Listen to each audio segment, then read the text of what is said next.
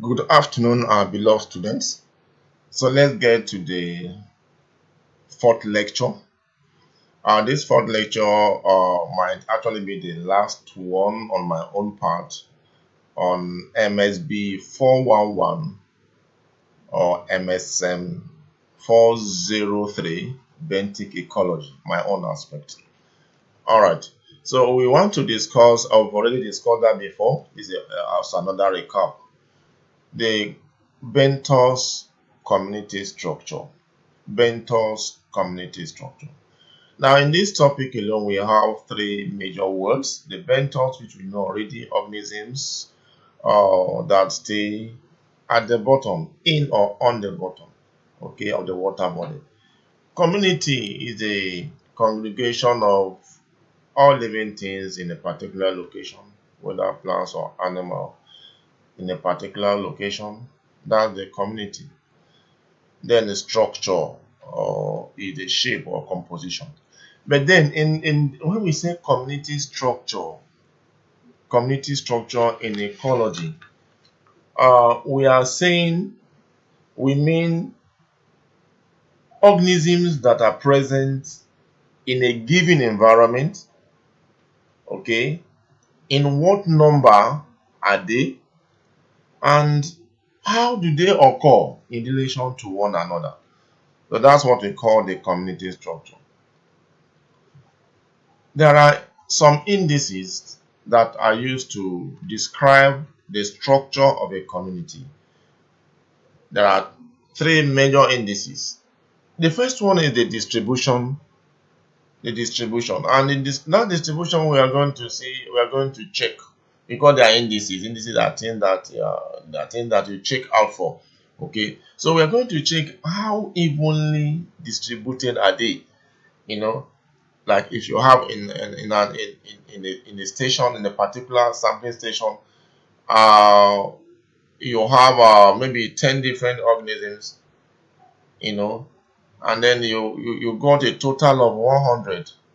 Are they like 10, 10, 10, 10? You know, if that is 10, 10, 10, they mean that the distribution is even, 100% even. Okay, so even distribution, how evenly distributed are they, or how dominant are they? That's the opposite of evenness. Okay, let's say in that a particular station you have hundreds or 100 different organisms, and then out of the 100 organisms you have only about three different species, and then one species was collecting 98, or 95, and then the other two will just be sharing the remaining two or the remaining five. So you know that the one that had 98 has dominated. So we can see that the dominance index, their place is very high. So that's about distribution. Then about diversity. Diversity is like how much of different organisms, do you have? How much of different organisms do you have?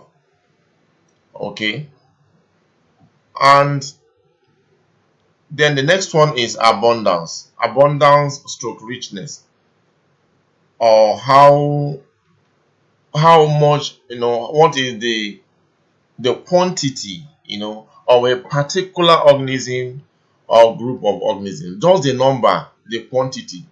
Okay, so diversity is measured mostly by Sanon-Wiener, abundance by Margalef index, and the distribution and or evenness and dominance are calculated with other indices for that matter. So community composition sometimes is also referred as the community structure. Okay, it is approached in several ways, including the indicator species, the community association, and the guild. What is indicator species? Basically, it is the organism or that particular species that is most abundantly sampled. No, in a sample, in a species sample, the species that is most abundant is called the indicator species. It identifies what is actually happening in that environment, and most times we use the macro fauna. Okay, so it tells us a lot about the environmental condition of that particular station. Now, community association does this involve description and enumeration of all major benthic species within a localized environment. Different benthic species in that particular type of environment. We will describe the community association. Now guilds has to do with grouping organisms based on their functionalities, based on the ones that function similarly, that have similar functions. For example, the one that feeds the same way, their mode of feeding, the location or the type, okay, they have a similar mode of feeding, so they can be grouped in a particular guild as in one guild. They can also be grouped in the way of, are they mobile, are they stationary? Those ones that are mobile can be grouped into one guild. Now, those ones that are stationary could be now be grouped into another separate guild. It can also be the ability to modify or sediment through feeding, burrowing, or excavation. So you can say, this one is a burrowing guild, this one is a excavation guild, and so on and so forth. So guild has to do with functions, functions. So in doing that, we need some level of information or knowledge about the species, the ecology of that species, the behavior, and even the taxonomic identification. Now, let's talk a little about the interaction in the benthic or the benthos community.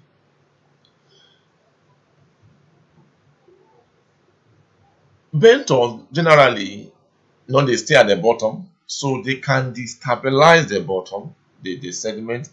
They can also stabilize the sediment. So we now have the one we call the sediment stabilizers and the sediment destabilizers. So these are two major forms of of interaction as far as the benthos has with the sediment. They can destabilize the sediment or they can stabilize the sediment. Now, if you have this as a table, sediment destabilization and then or sediment destabilizers and sediment stabilizers. Now, what are the sediment stabilizers? What do? They stabilize the sediment. Now, it is important to know here that majority of these ones are majority of these ones that stabilize the sediments are plants. They are plants. They are plants because in their routine process, they seem to gather, stick the sediment together, and then prevent some form of eroding. So sediment stabilizers build structures that bind sediments together or increase their resistance to movement, so they stabilize them. Most of them are phytobenthos, exactly just as I said earlier, like the zostera. Some of them also, like the two building amphipods, fine, they can also stabilize. And then so these are, so large scale stabilization requires large number of stabilizers. So for sediment to actually stabilize in a large scale, you might need a large number of these sediment stabilizers. Now, the sediment destabilizers, they carry a lot of sediment remixing, a lot of bioturbation, which involve sediment mixing, sediment resuspension, sediment erosion. Okay, so the nature of bioturbation depends on the species and the type of activity. For example, those ones that are head down deposit feeders, or we destabilize the sediment more than the surface browsers. All right. Now, competition and interaction, competitive interaction in the benthos. Competition is mentored by the benthic community are mostly indirect.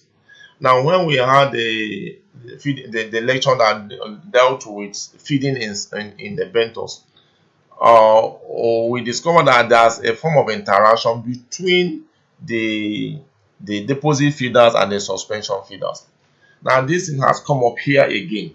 Now, if you watch that interaction, it's actually basically indirect. They were not touching each other as it were, but they were affecting each other. So this is because that the unlikelihood of overgrowing or engaging in aggressive interaction in an environment that lacks sufficient substrate for anchorage. So because there's no place for them to anchor, they cannot, touch each other, they cannot interact directly with each other. So most of the interaction or competition are indirect. Okay. So this is the end of the lecture. It's a brief one. But we need to read more. I will see how to get some materials. I will see how to get some materials to get across to us, material that can help us to read more. Now, remember, this is a final year level, and then you need to do a lot on your own. Search for more information. This is basically gotten from the PowerPoint, which like skeleton, and you need to put in the flames to this skeleton. So this is the last lecture, presumably for this my own part of the class. Other lecturers will also be coming on board, and then let's read because we have exam in the next 3 weeks. You should be having exams, and then so I will give you assessments, and then I think that my assessment will be a collection of all the 4 lectures, including the one I sent on the tube. You need to read it and then get some information because questions also will be asked on that place. Thank you so much and have a great day. God bless you.